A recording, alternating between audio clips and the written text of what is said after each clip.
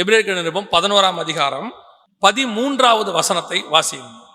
இவர்கள் எல்லாரும் வாக்குத்தத்தம் பண்ணப்பட்டவைகளை அடையாமல் தூரத்திலே அவைகளை கண்டு நம்பி அணைத்து கொண்டு பூமியின் மேல் தங்களை அந்நியரும் பரதேசிகளும் என்று அறிக்கையிட்டு விசுவாசத்தோட மரித்தார்கள். 16வது வசனம், அதை அல்ல அதிலும் மேன்மையான பரமதேசத்தையே அவர்கள் விரும்பினார்கள். அப்படின்னா என்ன அர்த்தம்?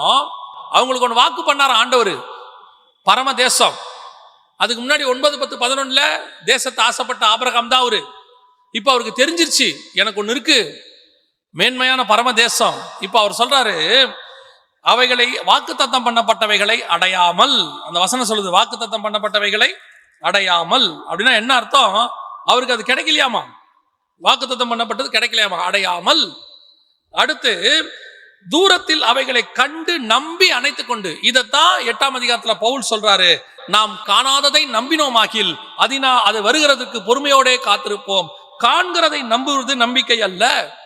எப்படி தூரத்துல அந்த தேசத்தை ஆபிரகாம் கண்டு அதுக்காக நம்பிக்கையோட காத்திருந்தாரோ, அதே மாதிரி நீங்களும் நானும் நமக்கு வைக்கப்பட்ட மகிமையான சரீரம், நான் போய் அதில் வாழ போகிறேன், நித்தியமா இருக்க போகிறேன், அது பிதாவுக்கும் குமாரனுக்குமான சரீரம், என்னை பிள்ளைன்னு மாத்திர சரீரம். நான் தேவ தூதரிலும் சற்று பெரியவனா இருப்பாங்க.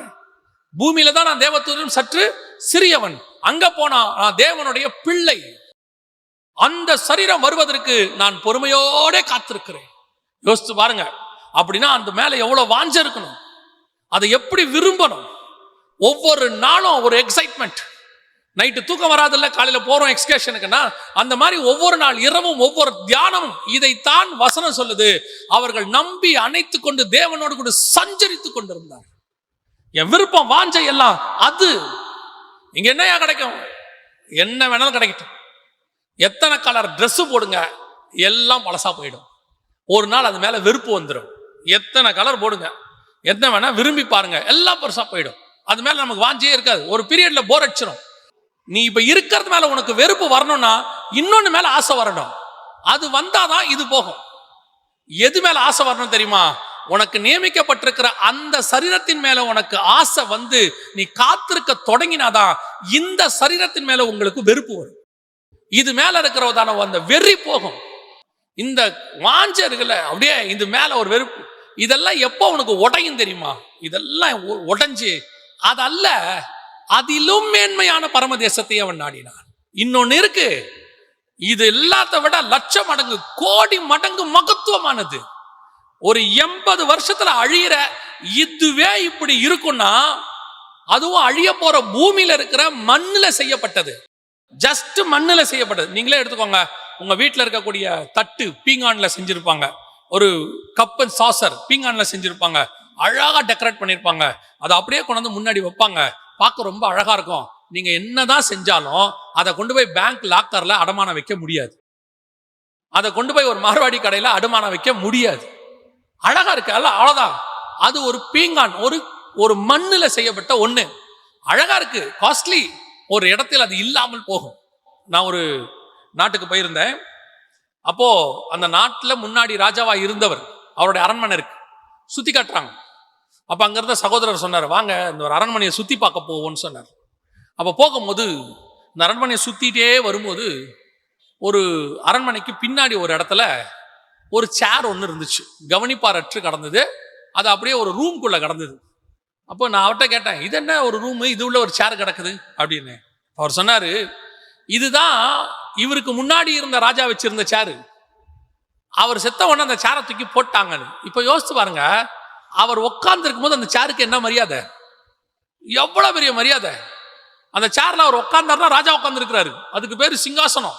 அது பேர் அவர் உட்கார்ந்து அவர் எத்தனை தீர்ப்பு கொடுத்திருப்பாரு, எத்தனை பேரை சந்திச்சிருப்பாரு. அவர் போனாரு, அதுக்கு மதிப்பெல்லாம் போச்சு. அதே மாதிரிதான் உங்ககிட்ட இருக்கிறது என்ன காஸ்ட்லியாவனா இருக்கட்டும், அதுக்கு மதிப்பு இருக்காது.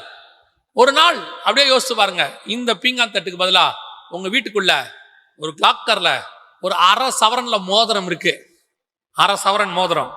அதுக்கு இருக்கிற மரியாதையே வேற தானே.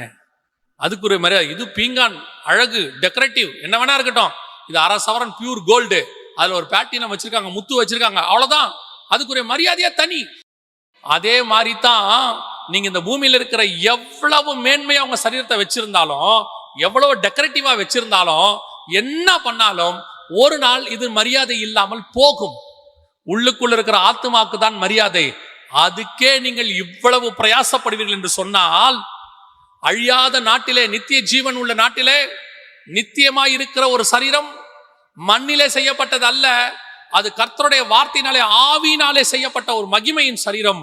அந்த சரீரத்துக்கு நீங்க எப்படி காத்திருக்கணும், எப்படி அதுக்கு நீங்க தயார் பண்ணணும்? ஒரு குழந்தை பிறக்க போதுன்னா ஆபரேஷன் தியேட்டர் வாசல்ல நிக்கிறீங்க, உள்ள கூட்டிட்டு போயிட்டாங்க லேபர் வார்டில். அந்த குழந்தை பிறக்க வரத்துக்குள்ள வெளியே எவ்வளவு டென்ஷனா இருக்கிறோம். அதுவும் முதல் குழந்தையா இருந்தா எவ்வளவு டென்ஷன். அப்படியே நின்றுகிட்டே இருப்போம்.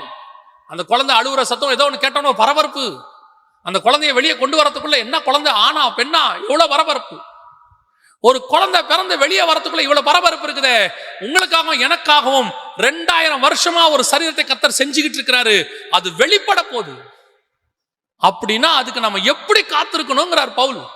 பொறுமையோடு கூடு நம்பி, எனக்கு ஒண்ணு வருதுப்பா இந்த சரீரம், அதுக்கு நான் வாஞ்ச அதை பெற்றுக்கொள்ளணும். அப்படித்தான் ஆபிரகாம் செஞ்சாராம். எபிரேயர் 11 தூரத்திலே அவைகளை கண்டு நம்பி அணைத்து கொண்டு.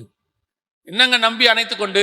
அந்த இடத்துல சொல்லுது, அவருக்கு நியமிக்கப்பட்ட அந்த தேசம் பரம கானான், அதாவது புதிய எருசலேம், அதை அவர் பார்க்கவே இல்லை, அவர் தரிசிக்கவே இல்லை. அவர் தான் 175 வருஷம் கானான்ல இருந்து செத்து போயிட்டாரு. ஆனா இந்த வசனம் என்ன சொல்லுது பாருங்க, தூரத்தில் அவைகளை கண்டு நம்பி அணைத்து கொண்டு. அப்படின்னா என்ன அர்த்தம்? ஆவியில பார்த்திருக்கிறாரு. அந்த புதிய எருசலேமே ஆவியில பார்த்திருக்கிறாரு. பார்த்துட்டு இதான் வரப்போகுது, இதுதான் நான் பெற்றுக்கொள்ள போகிறேன், இதுலதான் நான் வாசம் பண்ண போகிறேன், கர்த்தர் எனக்காக வச்சது. இப்ப அவர் சொல்றாரு, இத பார்த்துட்ட இனிமேட்டு நான் எப்படி இருப்பேன் தெரியுமா? பூமியின் மேல் தங்களை அந்நியரும் பரதேசிகளும் என்று அறிக்கையிட்டு. அதோட அர்த்தம் என்ன? என் ஒரிஜினல் வந்துருச்சு, இதெல்லாமே டெம்பரவரி. அந்நியர், நான் ஃபாரினர், நான் பரதேசி, நான் டிராவலர் அப்படிங்கிறார். I am a foreigner and a traveler. ஏன்? என் ஒரிஜினல் தேசம் தெரிஞ்சிருச்சு. அதே எண்ணம் உங்க சரீரத்து மேல வரணும். எப்போ வரும் தெரியுமா?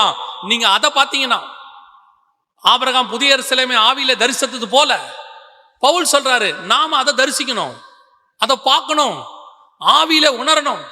உணரும் பொழுது அது மேல ஒரு வாஞ்ச வரும். அப்ப இது எப்படி தோணும் தெரியுமா? இது மேல ஒரு வெறுப்பு வரும். இது அந்நியரும் பரதேசியுமா மாறும். இது ஒரு டெம்பரவரி, இது நான் இங்க டிராவல் பண்றதுக்கு கொடுத்துருக்காங்க. ஒரு நாட்டுக்கு நீங்க போனீங்கன்னா, அந்த ஊர்ல ஒரு 10 நாள் இருக்கிறீங்கன்னா ஒரு டெம்பரவரி விசா கொடுப்பாங்க.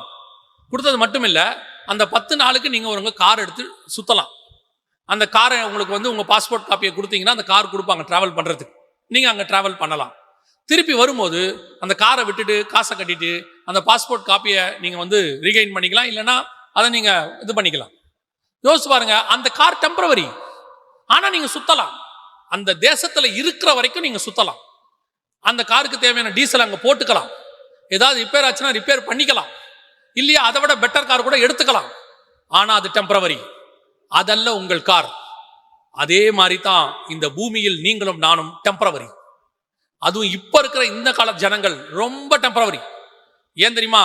நம்ம மகிமையின் சரீரம் வெளிப்படுகிறது. முந்தியெல்லாம் மரிச்சாதானே அது போய் அடையணும்.